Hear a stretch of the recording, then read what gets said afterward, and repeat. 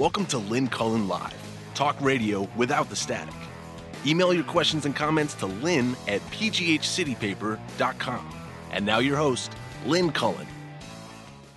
Oh boy, guys, I don't even know where to start. I mean, I do not know where to start. I feel like we're in the middle of a maelstrom. Things in the tornado in the Wizard of Oz, things just flying around, and I mean, you can't even try to focus for a second on something. Try to live your life, and you walk. I mean, I'm still trying to catch up to the events of last night here in Pittsburgh. As you know, I was at an event with Dan Savage, and those of us that were there were blissfully ignorant. And then you walk out of that and into just, I really am. I feel dizzy. And I'm not even sure where to begin. And I wish I knew what you wanted, because I don't know where to begin.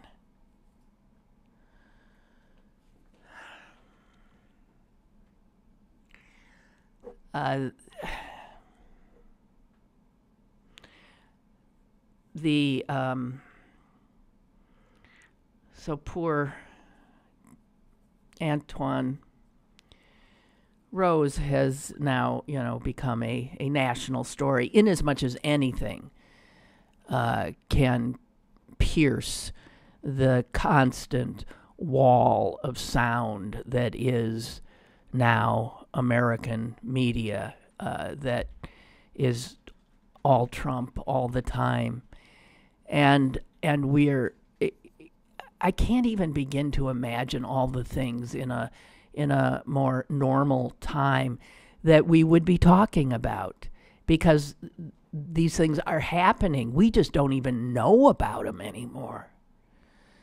And in a period of such this constant exploding news, big news stories that a serious and informed citizen needs to know, wants to know,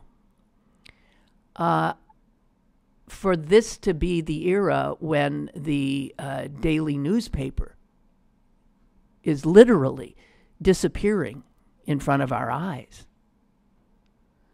I don't know that ever before in my lifetime have I felt the need for coverage, constant coverage, the eyeballs of trained journalists on the powers that be.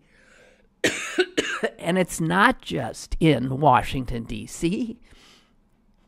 It's in my hometown. It's in East Pittsburgh. It's wherever people are and are being impacted by the powers that be. And I don't know that we're going to know. Newspaper staffs are decimated. You can tell simply by the incredible shrinking paper, whichever paper you have. They're literally shrinking in size, and they're literally shrinking in volume. They're shrinking in staff, and obviously in advertising, which drives all of that. And I've been telling you, well, there's other places to get your news. But I find you got to work at it now. So you go to this source, that source. I did want to tell you of a new source that's just on the scene. The Pittsburgh Current. And that is online at right now. By the way, it is where Rob Rogers cartoons will be available to you. Rob and the Current signed an agreement. Curiously, the Pittsburgh Current is the new alternative weekly that is attempting to get its feet under it. And it is it is the brainchild and the baby of Charlie Deitch, the former editor of Pittsburgh City paper. And Rob Rogers is signed on with them. And they've got a Kickstarter campaign up. They're $800 away from a $15,000 goal, so they're going to meet it. And so you've got all these little startups and all the places that I have informed you about, and just visit my Facebook page if you want a reminder. There are people getting the news out, but not in the way we're used to getting it. And it really troubles me. Well, everybody for themselves at this point. Do you know anyone who was inconvenienced by the takeover of the Parkway East last night? That'd be a... I'm sort of, if you know the geography, that those people marched, they walked from East Pittsburgh up to the Wilkinsburg entrance and exit ramps of the Parkway East. That's got to be a 3 mile or two, easy. It's over 2 miles. And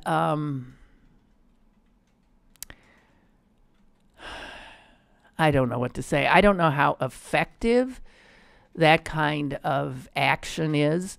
I understand it. I understand the rage. I don't think you win over the people who got stuck on the Parkway, but you do get the attention. You do end up on CNN. You do get the story out of yet another unarmed black child shot in the back, posing no immediate danger to the police officer who drilled him with 3 bullets to the back. There can't have been fear for his life. And in my desire to find out more information, I went all over the place and unfortunately found myself in comment sections of various media outlets. And my God,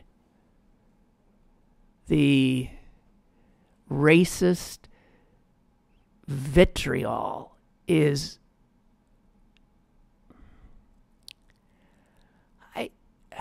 It makes you just despair.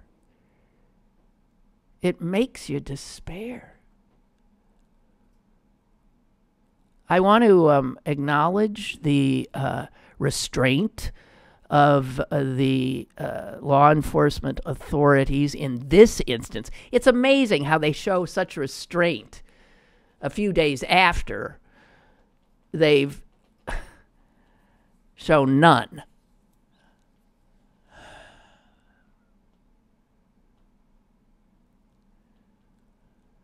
I don't know. I'm sorry. I don't know what to say anymore. Driving in, I made the mistake of tuning into the 50,000 watt blowtorch crap provider, KDKA, wanting to get the local news. And I got just, what passes for local news on radio, and for that matter, local television. It's just so shallow and nothing. And, just the facts, man, just what passes for the facts, just bleh, bleh, bleh. No depth ever. And then you go to their talk. And my God,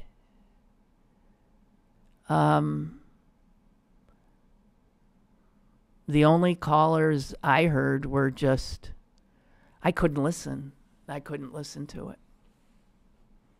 It's so ugly. It's so ignorant.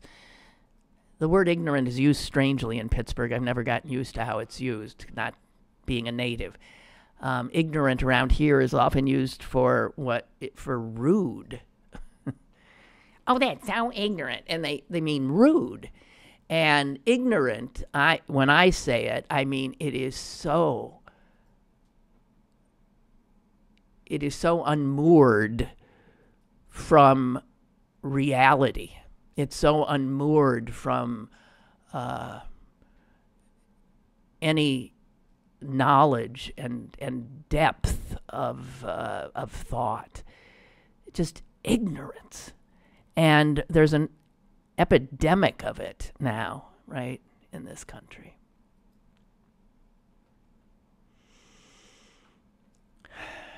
I don't know. I would say that if Steven Zappala, the DA here, does not charge this cop, all hell will break loose. Now, let's say he charges him. Let's say there's a trial. And there is a jury. We've been here before, have we not? No jury in this town will find that cop guilty. That's my guess. I don't know. Maybe the feds will have to come in. I know there are calls for the state to come in as to investigate. Get it out of the hands of the locals. Not a bad idea. I can't, looking at the picture of that child. 17 is a child. Such a sweet-looking kid.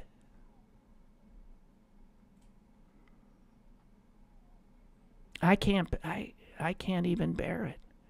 At the rally yesterday afternoon on Grant Street. Oh, by the way, one of the news sources I went to was the Incline. I've told you about that. And the Incline's headline said something like hundreds gather on Grant. They're the same people who said of my protest about Rob Rogers, dozens. Man, whoever is doing their crowd estimates is, wow, babe. I mean, come on. That was more than hundreds on Grant Street. That was definitely more than hundreds. That'd be in the 1,000 range. And I had over 100. So, I mean, dozens doesn't do it. Just an aside. Now I've forgotten what I was talking about. We have a call. Caller, go ahead. Hi, Lynn. Hi. Hello? Hello. Yes, I think the other day you were mentioning, you hit the nail on the head when you said Sean Hannity's pure entertainment and Tucker Carlson or whatever his name is. But my problem is, why does MSNBC acknowledge that? They'll put like clips of his show on instead of saying, we're not going to pay attention to that guy. It's pure entertainment. He has no facts. None. They'll act like he's legitimate. So the people, the mainstream media makes it look like it's a legitimate source to get news. And they sit there and complain about Trump, but they're responsible for Trump getting in there. And now they're in there saying, oh, I can't believe he's in there as president. But they were part of it. I mean, the coverage that man got was unbelievable when he was running for president. And it's going to happen time again. Okay, well, as I said, it's just a wall of Trump all the time. And right. You are right. Media are complicit in it. But it is, you do cover train wrecks. And, man, if this isn't a train wreck, I don't know what is. I feel for the media in terms of sort of figuring out how to cover this monstrosity and of a presidency. I don't know. I've pulled the plug on that stuff. I don't even watch it anymore. Yeah, well. And I'll watch the old PBS Bob Ross oil paintings. Okay, that's good. It's a lot better. Good for your blood pressure. Thank you. Okay, thank you. All Goodbye. right. Bye. You know, I mean, not only are we living in this sort of maelstrom of constant chaos and horror, but, I mean, it is getting so crazy that on more than one occasion I have seen, like on Twitter, a story, and I've thought, come on. I mean, you know, I'm no fool. I'm media savvy, and this is clearly, you know, like an onion-like piece. And then it turns out to be true. And one of those moments happened yesterday. And it was from the Daily Mirror, I think, which is a UK paper. And it said, First Lady's jacket on her way to see the refugee children separated from their parents. She wore a jacket that said, "I really don't care, do you?" Why would you believe that that could be true?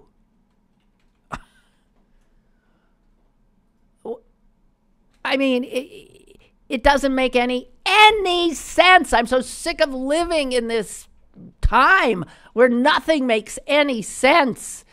How would a first lady who wants to give some showing of compassion and heart to this heartless, cruel administration of her husband, and so she will go down and to be with these children in as an antidote of sorts. I mean, what else was she doing?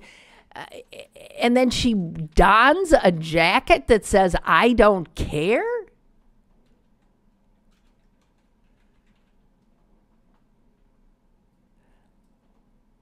And then we all end up talking about, again, if it's a distraction ploy, it's great.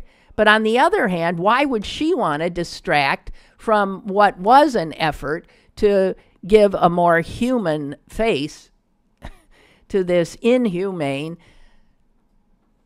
president? And then the more we hear about it, it turns out it's a jacket from Zara's, right? That cost $27. Is that right? 37 maybe. This woman has never worn. That's 10 times less than what her.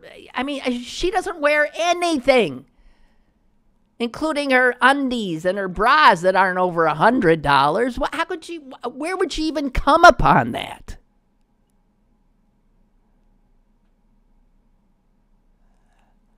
I really do feel. I mean, I know I feel like Alice down the rabbit hole. I don't understand what's going on anymore. The world makes absolutely no sense to me.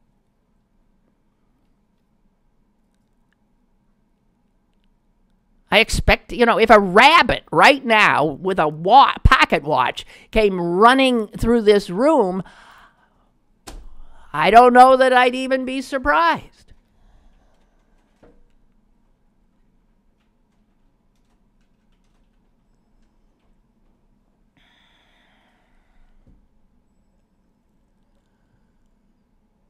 What the hell?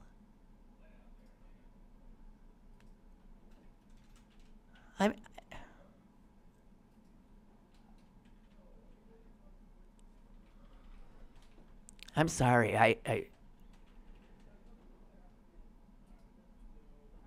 know Colbert last night said, okay, this is what first ladies do. They go to a troubled area. They see the children. They show that they care. I mean, you can't mess that up, Colbert said last night. Whoops. I spoke too soon. It's true. You can't mess that up.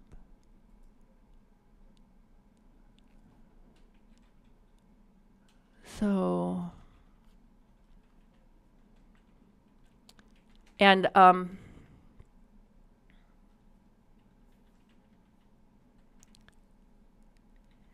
Colbert also played a video clip from her visit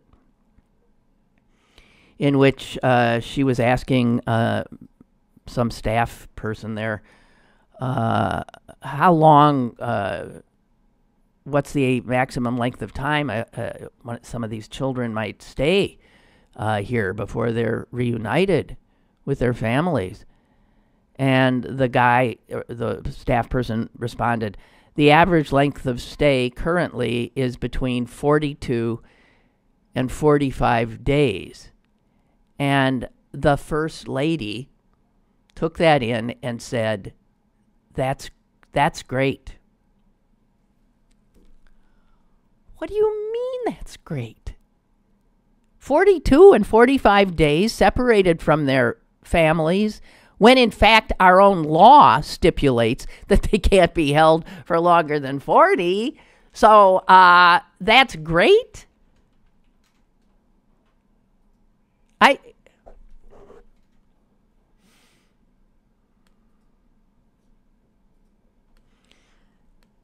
For a person who makes, what I do is talk, to be as speechless as I find myself is, I don't know. Roger writes, regarding yesterday's march, stopping traffic and interrupting regular activities while pissing people off it may be what you have to do to get attention. I understand that. There is no risk at losing sympathy. Simple-minded white folk already fear black people and hate liberals, so we can't worry about not influencing them. They're the same assholes going to Trump rallies. Peaceful rallies on quiet Sunday mornings doesn't bring attention. Yeah, that's what I did. Well, we got a little. Remember, we got 15 seconds on KDKA for Rob Rogers' rally. Well, that's what I said. We got 15 seconds. It would have been a whole different story if we'd stopped traffic on a Friday rush hour, especially when there's a Pirates game. Oh, hell yeah, there was a Pirates game. So there were people coming back from Pirates. Roger's saying, I guess I'm at a point where I want to fight. Maybe there's still a little testosterone left in this body. Oh, I don't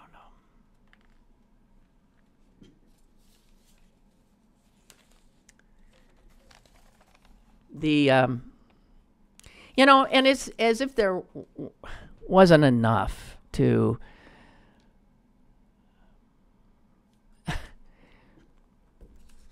bring you down. Koko died. That's the obituary. I haven't had an obituary all week. That's it. This gentle, wondrous being. Koko, the gorilla. She died in her sleep at 46 years of age. And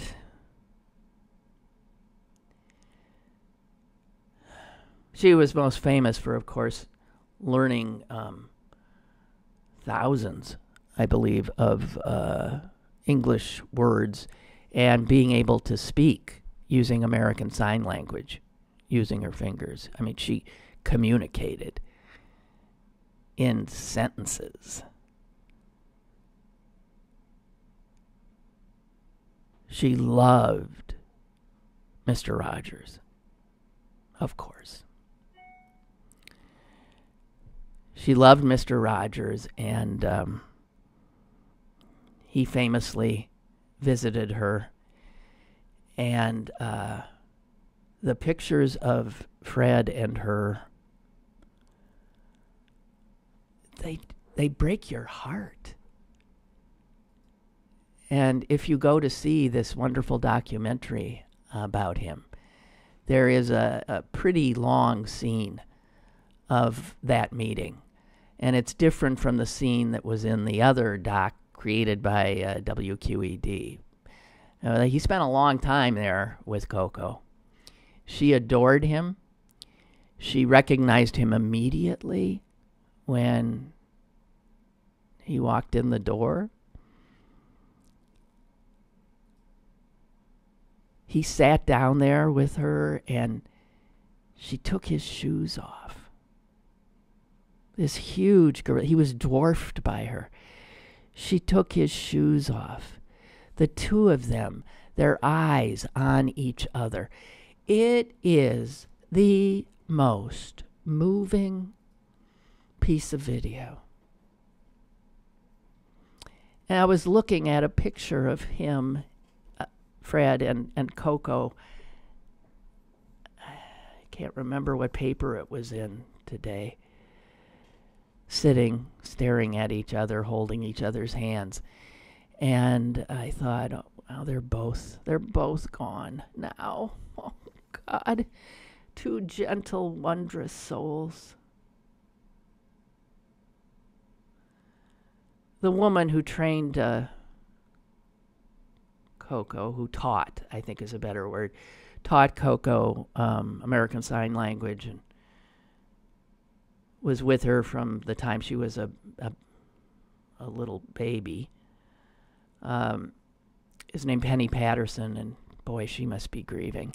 And she said about Mr. Rogers that he accepted her and was very relaxed with her, showed no fear, which is not easy when you're there with an animal that outweighs you by about 4 times, 5 times, I don't know. Fred famously was known to weigh only 143 pounds.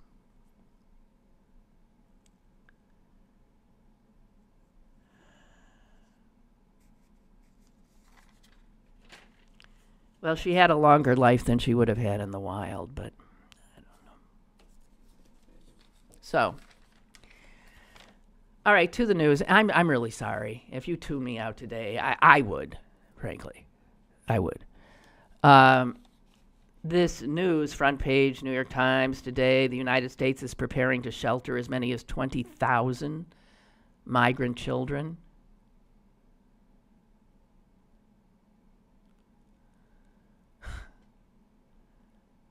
They're right now, as I speak, they're working on it. And these children, 20,000? Now, we've already told they aren't going to separate people anymore. So that's what, 20,000 plus their parents? We're talking about tens of thousands of desperate people we're going to stick in jails, essentially, on military bases. And they'll be in Texas and Arkansas. And it says right here, the Pentagon is getting this together, and it is to house, their words, unaccompanied alien children.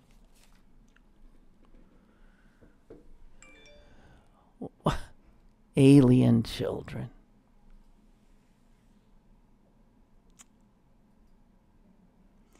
Meanwhile, other stories tell us that attorneys trying to help these parents find their children are coming up empty. They're given a hotline number to call. No one answers the phone.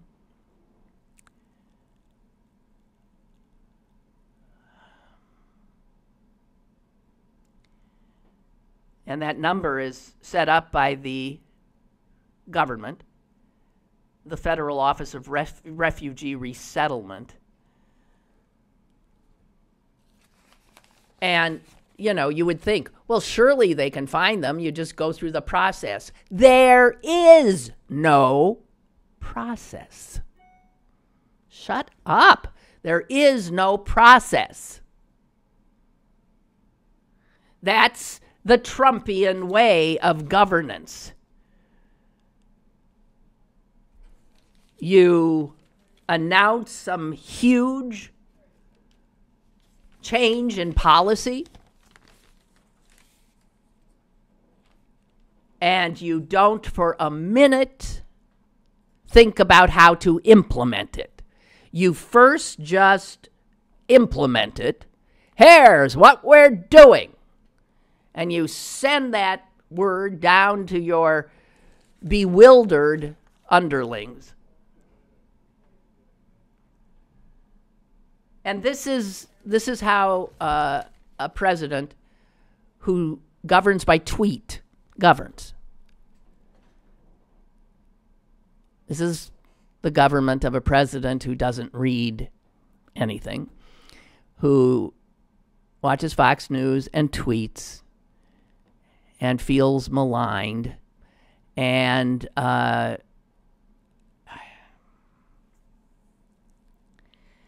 sure, you make these big, huge policy announcements and then you work on the plans to implement them.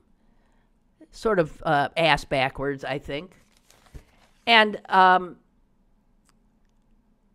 just in the last 2 days, there was an administration official who said Wednesday afternoon that the government would not reunite those children with their parents. That was a public statement from a spokesperson from the White House on Wednesday afternoon, that we would not be facilitating the reunification of these children with their parents, the ones that were the 2,500 or so that were already stuck. But about 5 hours later, another official denied that and said that prosecutions of immigrants traveling with families would be suspended for now. And then, I mean, the government itself does not know what the policy is from one moment to the next. The New York Times got some emails from the Customs and Border Protection. These are internal emails. 9:54 Wednesday night, one says, agents could continue prosecution referrals for parents.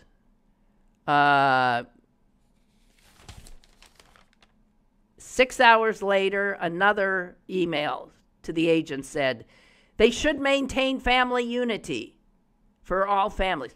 So the people on the front lines are being given absolutely, totally screwed up directives. Do this? No. Don't do that. Do this. No. Don't do this. Do that. And you wonder why we are not going to be able to get all these children back to their families. There's no way. You just take the babies in the equation. Those babies can't help. They don't know. They can't even talk. They don't know their mother's name, even if they could talk. It's just mommy. What does a mother know? Nothing. They took my baby.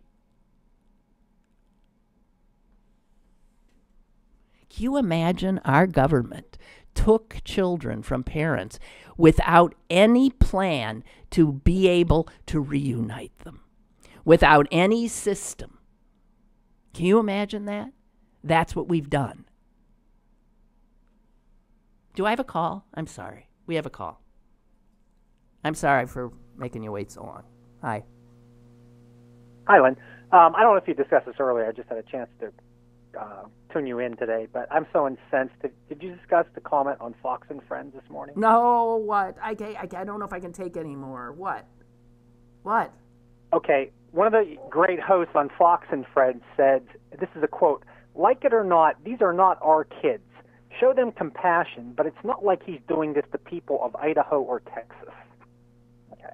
Oh, dear. This is the party of Christianity, of the family, that evangelical Christians support. And that's how they look at these. They're not American kids, so what the heck? We were just talking about no plans to reunite, no way to reunite.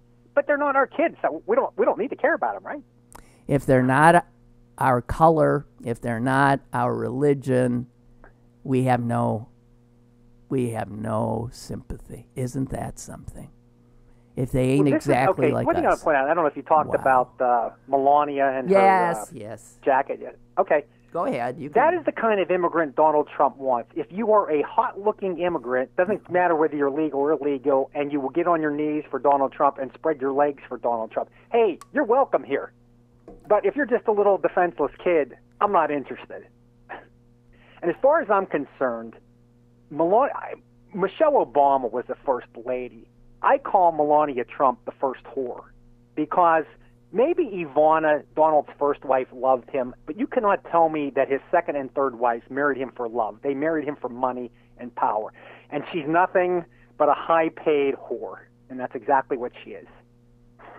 Okay, okay. I don't disagree that who in the name of God would marry him for love? We've seen him. We know him. Yes. And yeah, you would marry that for money. And I heard a story on NPR yesterday. Somebody wrote a book about Trump and his kids, and this lady, she sounded very reasonable and rational, not biased. She said when the kids, especially the kids from Ivana, if he was going golfing and they were old enough to go golfing and come along, that was fine. Or if he was going whatever, but he didn't go out and throw balls in the yard with them or not. He was too busy. It was like it's been all about me from day one, and even with his kids and how they can. I have to wonder about them too. I know he's their father, but if your father treated you like that when you were a kid, are you only around him for money now? Because he didn't treat you like a father's supposed to treat a child. I can't even begin to imagine the family dynamics there. Yes. Cannot begin to imagine. So if he didn't care about his own kids, how is he going to care about kids he doesn't, basically know anything about? He's not going to. So this should not be surprising, unfortunately. Oh. Okay. Thank you. Thank you, and have a nice weekend. I appreciate it. Yeah, right. Okay. The only way I'm going to have a nice weekend, literally, is burying my head in the sand. And, I don't generally approve of that. But on the other hand, no. Chuck says, you asked how could a first lady who wants to give some showing of compassion and heart don a jacket that says she doesn't care. And Chuck says, I think we should take her at her word. She doesn't care. She doesn't care to be the first lady, doesn't care to be married to Donald Trump. She doesn't care to live in the White House, and she doesn't care about the country, and she doesn't care to be trotted out like a show horse. My guess she's wearing a $37 jacket because one day, in a fit of despair, she Googled, I really don't care, and that jacket appeared on the screen. Who knows? I don't think we should really waste much time worrying about her. Somebody did point out that the one thing everybody says is she is a good mother to her son, Barron. And that when he became president, you'll recall she refused, for the first time, in modern history, she refused to accompany him to live in the White House because she said she didn't want to disrupt Barron's. He had friends at the school he was at. She wanted to keep a stable environment for her son. She said it's very difficult for him. Of course, any mother would say that.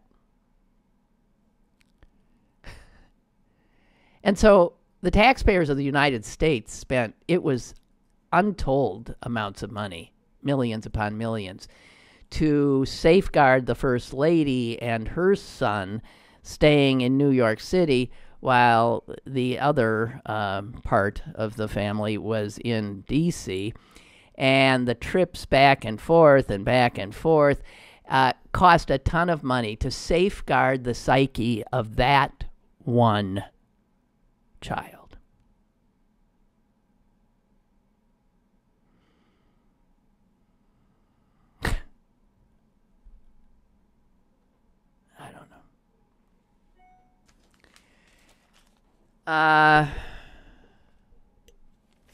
Jesus. Okay, there was some piece in the Wall Street Journal today that said something, it took great umbrage about people comparing the separation of these children from their parents and their detention to the Holocaust. And as somebody who has brought up the Holocaust in regard to this and other Trumpian storylines, I want to say in the strongest terms possible that the Holocaust did not just poof happen. When people get all pissed off about somebody bringing it up, they say, and this article said, we're not sticking people in cattle cars and taking them someplace where they're burning people alive, gassing them by the, thousands. That's a Holocaust. We're not doing that. And what they fail to understand is that if you step back before the cattle cars, just go back a year or 2 or 3, you start seeing things that look very much like some of the things we're seeing now. A Holocaust doesn't just poof happen. It happens little by little. You gotta set it up. You gotta wash people's heads. You gotta make them believe that some people are not human, they're vermin, and they need to be gotten rid of. And you've got to have people in positions of authority, like the jerk on Fox and Friends, who apparently was telling all his brain-dead minions today that those aren't our children. As if, okay, well then,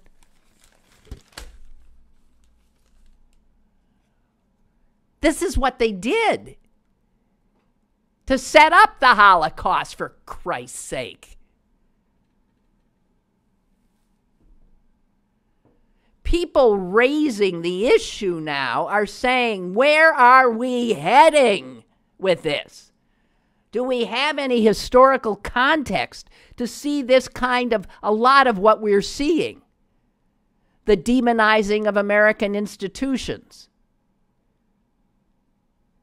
The complacency and complicity of the legislative branch.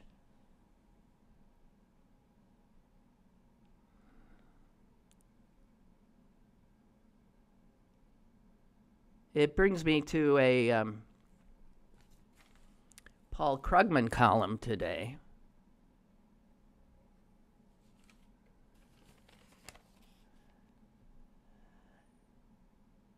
And he says this, if you don't mind. I mean, I paraphrase it when he said it very well and more thoughtfully because he could take the time.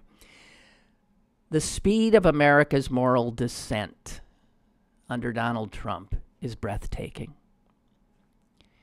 In a matter of months, we have gone from a nation that stood for life, liberty, and the pursuit of happiness to a nation that tears children from their parents and puts them in cages. What's almost equally remarkable about this plunge into barbarism is that it is not a response to any actual problem. And he goes on to say, we are not being invaded by vermin. We are not being invaded by murderers and rapists. That is not true. And yet, these policies have been put in place because we've been told it's true. We told that they are dangerous people coming here. And he points out that this is very much like what happened that allowed the Jews to be nearly wiped out. You start up a false mythology about a people. And for Jews, this endured and still does over millennia.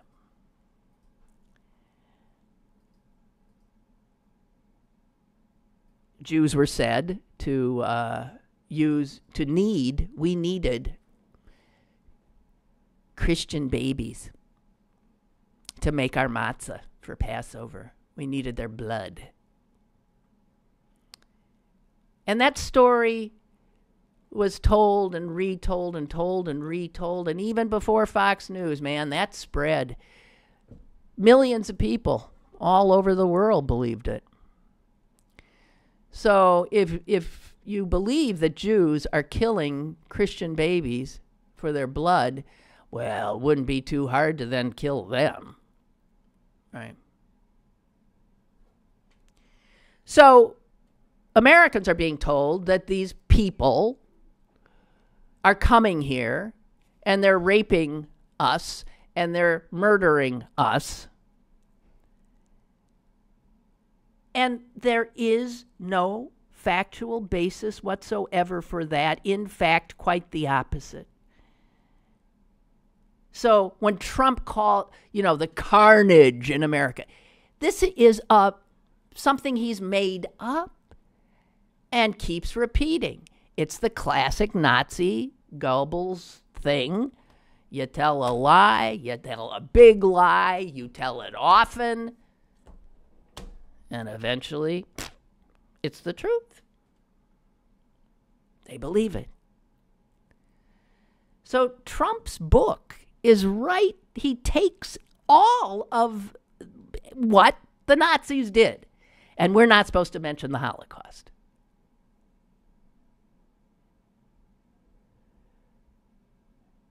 Krugman says, if you look across America, there is a correlation between violent crime and the prevalence of undocumented immigrants. And I thought, what?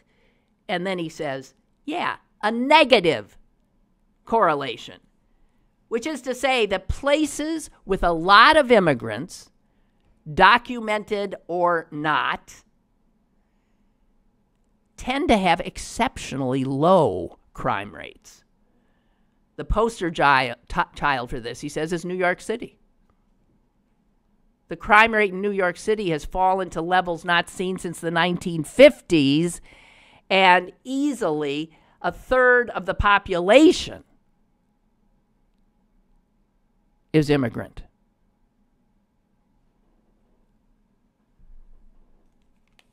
All the data available show that the people who get convicted of crime,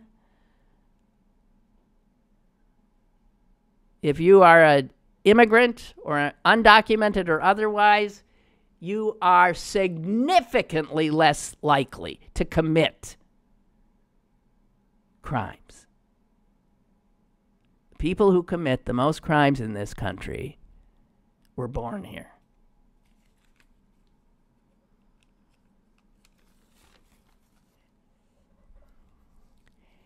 And the Nazi playbook also says you prey on people who are, not known by a lot of people. So most people, didn't necessarily know, they didn't eat with Jews, they didn't socialize with Jews. It's easy to demonize people who are not, people don't know, because you can then attribute anything you want to them, which is what Trump does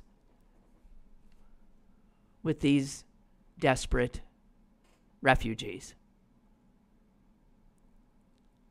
You just keep telling your people that they want to kill you, they want to rape you.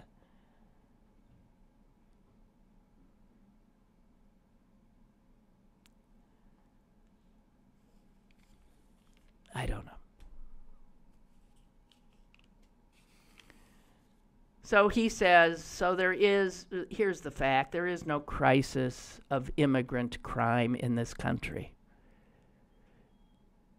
That is a true statement, just as it is a true statement that Jews don't kill Christian babies and take their blood to make matzah. That's a true statement, too. But there are millions upon millions of people who will swallow the opposite, if it's coming, and if they want to hear it, I think. Anyway, he says this at the end. The real crisis in this country is an upsurge in hatred. Unreasoning hatred that bears no relationship to anything that the victims of this hatred have done. And anyone making excuses for that hatred, who tries, for example, to turn it into a both sides story, is in effect an apologist for crimes against humanity. Caller, go ahead. I'm sorry. I keep forgetting you're there. Hello. Hey, Lynn, it's Mike in D.C. Hi, Mike. Well, of course, his verbiage sounds like Hitler because he has famously Hitler's speeches on his nightstand. That's true. We learned that before he was elected. That's true. Isn't that something? And on another topic, make no mistake about this. ICE is taking every detainee's DNA immediately when they get taken in. That's my guess, but it makes logical sense for something called a rapid DNA. And anytime someone's arrested, before they even let them go, they take their DNA to make sure it doesn't match up in the database that says they've already committed a crime before they will let them go or let them go to arraignment. Now, with that said, that's only in certain states. Not all states permit rapid DNA, and I'll bet you any money Texas, where most of the detainees are going to be held, does, and Arkansas does. Yeah, I bet. So that's why they're not worried about linking up those babies with their parents, because they're collecting DNA information on every person that walks through that or is pushed through that door. Huh. Well, I hope they have the ability to at least get them together then, if that's the case. I don't know. God dang it. Yeah. I'm sorry. I'm sure they do. Yeah. But this is not a logical way of doing that. No, this is not the way you would do that. If you had a policy that was implemented only after you had set up the infrastructure to implement it. And I'm sure you've heard about his attack not just on the media, but also on government agencies. He is now combining, or wants to combine, the Department of Labor and Department of Education. Yes. He now wants to stand down a whole nother governmental department because government workers are lazy and they don't do anything but sit on their asses. Those are the people that make these policies. To say, what if we do this policy? What's the overall ramification? How will we get these kids back with their parents? Where will we put them? Like, there are literally people who write policies for the Department of Defense. And none of those people, I promise you, were consulted before this. No, of course not. Ruling. Because that would be the way, a functioning administration would work. Because politicians and bureaucrats and what you are just dirty words now. They're bad people. Yeah. They're enemies of the state. Yes, as is the media, right. And he's learning that from Hitler. And anybody who doesn't see that is, I'm sorry, not knowledgeable of history or in denial. I know. And vermin? They're called them vermin? He called them animals? I know. They're dangerous. I got to tell you, the people who... the greatest threat to America right now is people who back Trump. I mean, I think Trump and his followers are the clearest and most present danger to this country in my lifetime, which is to say they are the enemy of this nation. And they don't know it. If they don't know it, that's fine. It's for us to know it and for us to get them out of power. clear and present danger. They live right next door to you. And our families. Yep. And let's just cut to the chase. Let's start. Yeah. This is what it was like. Yes. And I guess this is what it was like to live in Germany. Yeah. This must be exactly what it was like to watch people that you love, people that you care about, saying horrific things about a population to which you know very little. Yeah. All of these mouth breeders probably only know a Mexican who they saw, and I'm using Mexican in quotation marks because they call all Latinos Mexicans. Yeah, right. They probably only know a Mexican from the TV, from day laborers, from mowing lawns. They don't know someone who's Latino and where they came from or how they got here. Well, it's easy to hate and fear those you don't know. And I remember Dr. King talking a lot about that. It's, it's why he said segregation is a terrible, terrible thing because it keeps people from knowing each other, and not knowing each other is what begets fear and hatred. And we have got to know each other. Krugman pointed out in his column that one of the most racist states, if you just look at, polling and what people say about other people, is West Virginia. And West Virginia has one of the lowest immigrant, not racist, immigrants. They hate and fear immigrants. They totally buy into this crap, and they don't live with immigrants. If you're in a place where there are immigrants around, the least, all along the borders, people are used to immigrants and people coming in and out. They don't fear those people. They know them. They live with them. They go to church with them. Ugh. All right. Hey. And George Bush and Karl Rove tried this with gay people, too. Yes. In the 90s. Yeah. And there's always someone. Backfired because we came out and said, you know somebody that is like this, right? There was this big movement to come out because of AIDS and because of Bush. And that put the kibosh on, let's demonize these, we don't know these people. And unfortunately, Latinos aren't going to be able to do the same thing because people in West Virginia have never even met one. Yeah. Okay, you. Gotta run. Thank you. Keep up the fight. Oh, yeah, okay, you too. You too. Bye. Bye. Barbara has written that the U.S. Department of Health and Human Services, they're the ones who are overseeing the children. Their job is to, this is what the mission is to protect the health of all Americans and provide essential human services, especially for those least able to help themselves. And New York Governor Cuomo said this morning that that HHS, as currently constituted, is repugnant to its mission.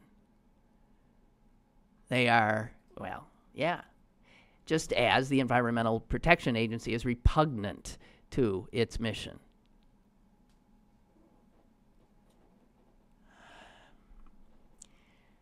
Chris Hayes pointed this out, and again, so what horrible crimes have these mothers and fathers committed whose children were taken from their arms?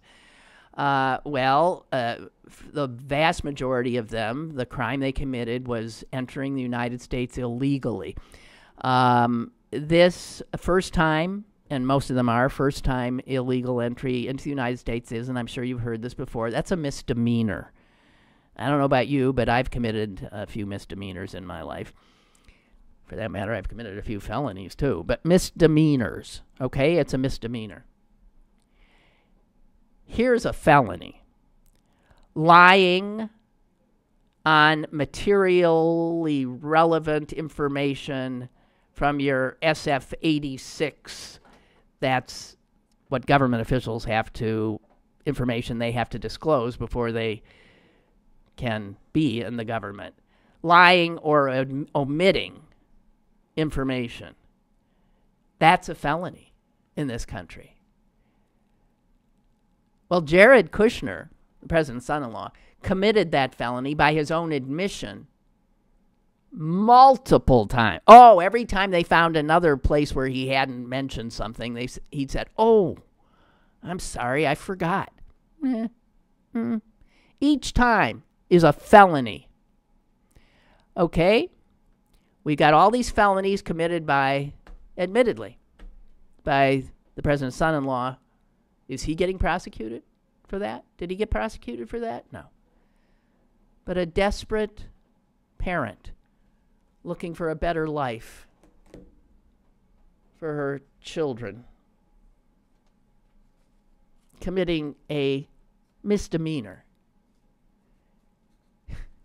is not only prosecuted, she is separated from her child. She doesn't even know where her child is. This is American justice now. This is American justice. And you tell me how you can proudly stand and sing the Star-Spangled Banner in these times, or pledge allegiance to this iteration of our country. I cannot. Absolutely cannot.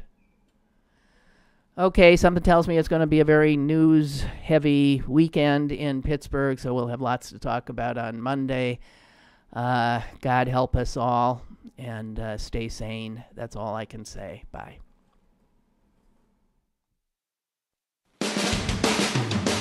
Lynn Cullen Live, Monday through Friday from 10 a.m. to 11 a.m. and archived at pghcitypaper.com. The opinions expressed on Lynn Cullen Live are those of the host and do not necessarily reflect the viewpoints of Pittsburgh City Paper or its advertisers.